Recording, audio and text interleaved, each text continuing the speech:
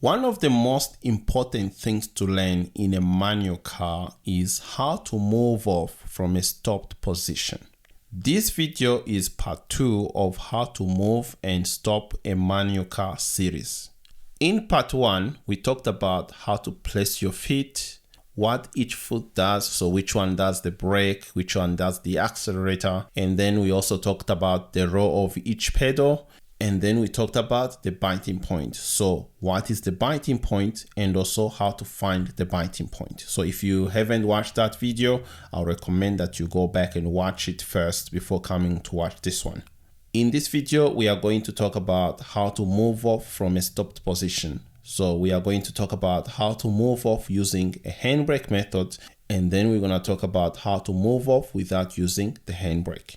There will also be part 3 where we'll talk about how to stop a manual car correctly. If you are new to the channel, welcome and consider subscribing for more manual driving related videos. So first, let's talk about whether you should do the accelerator first or the biting point first. There are two common methods people use to move a manual car. The first is pressing the accelerator first, then finding the biting point. The second is finding the biting point first, then pressing the accelerator. There is a lot of debate out there about which method is better, but each has its own advantage and disadvantage. For example, since most diesel cars don't store easily, finding the biting point first can be easier for beginners. However, take the same person who learned to drive a diesel and put them in a petrol car. If they use the same method, biting point first, then accelerator, they will often struggle because petrol cars, especially those with small engine, need a little bit of help from the accelerator to avoid stalling. So if your goal is to be able to drive any car, whether it's petrol or diesel, the accelerator then biting point method is the best choice. If you are already taking lessons, the good news is that when you take a driving test, your examiner won't really care which method you use. They will just want to see that you move off safely and smoothly in any situation. In this video,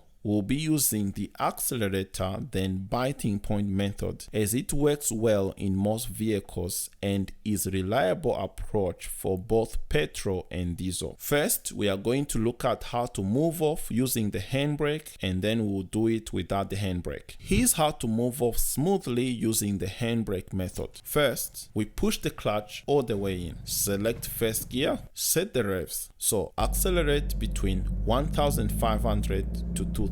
Bring out the clutch until you feel the biting point. Once at the biting point, hold the clutch at the biting point. So block your foot from moving further up. Look around, then indicate and release the handbrake. Keep holding the clutch at the biting point for 3 seconds. So 1, 2, 3, then gently release the clutch. Remember, if you don't hold the clutch and release it suddenly, the car will either stall or jump forward.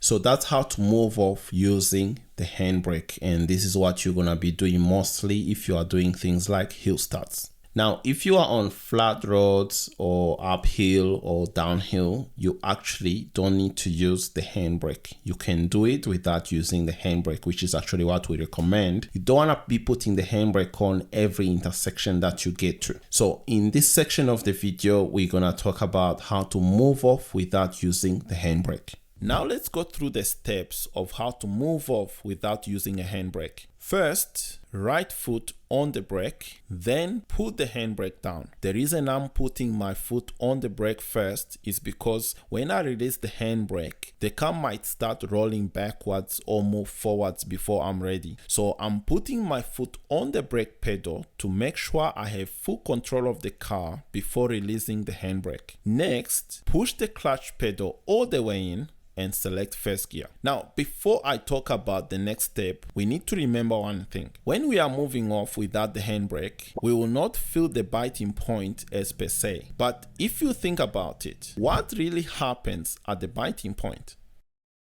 The car wants to move when it gets to the biting point. So when the car moves, we need to remember that we are at the biting point and hold the clutch for the 3 seconds. If we don't hold the clutch at the biting point when the car starts to move, we will stall or jump forward without properly controlling the car. So just to repeat, in most cases, we won't feel the biting point when the handbrake is down, but we know that we are at the biting point when the car starts to move. Now let's talk about the next step. The next step is to set the revs to about 1,500 to 2,000.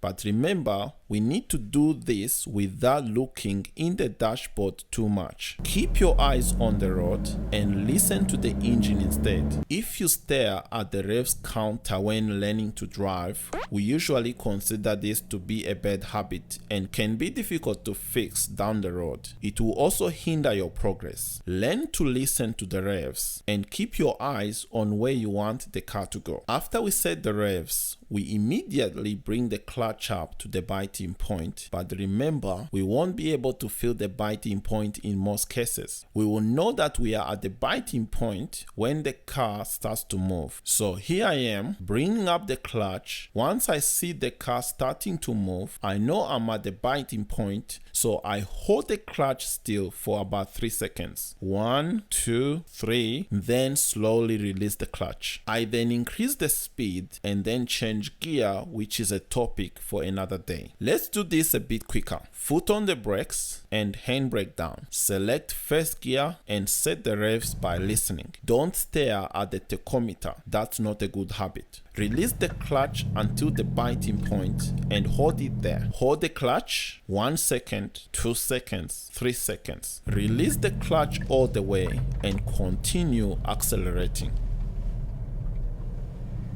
Now the question is, what if you are on some kind of like small inclines where it's kind of like borderline, but the car can still slightly roll back? Do we still need to use a handbrake, or there is a way to do it without using the handbrake? In this section of the video, we're going to talk about how to move off on a slight incline without using the handbrake. Now, there's just one issue to consider. Some roads might be on an incline, which means the car could roll back. The key to moving off on a slight incline without rolling back is to reach the biting point within 1 second. You still start with the accelerator, but you also need to find the biting point immediately. Otherwise, the car will roll back and you might risk hitting the car behind. Here's how to do it. Place your right foot on the brake and left foot on the clutch. Accelerate and then find the biting point within 1 second. As you go to the accelerator, bring the clutch up to the biting point simultaneously and hold it there. That's the trick. This technique takes practice.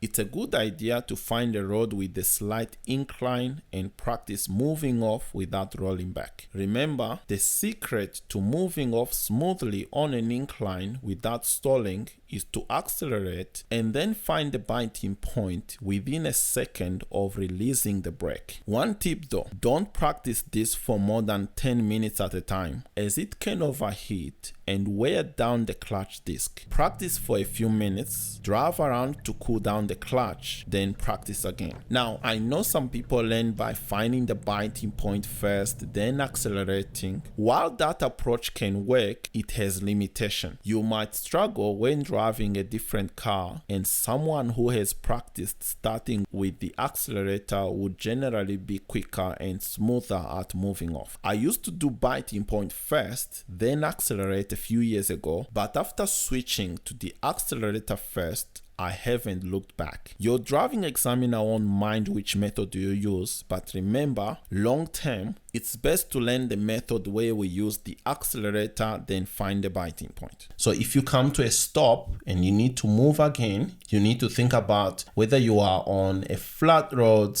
uphill, or small incline, and then you're gonna be using either the handbrake method, or if you are on a flat road or downhill, you just do it without using the handbrake. In part 3 of the video, we're gonna learn about how to stop a manual car properly. This is one of those things that sounds simple, but a lot of people, when they're teaching this, they always teach it wrong, and a lot of learner drivers, they get into bad habits, something we call riding the clutch. So in the third part of this series, I'll talk about how to stop a manual car correctly. That's it for this video, and I hope you learned something from it. If you did, you can give the video a thumbs up. Also share the video so that other people can benefit from it, and also subscribe for more manual driving related videos. Thanks for watching.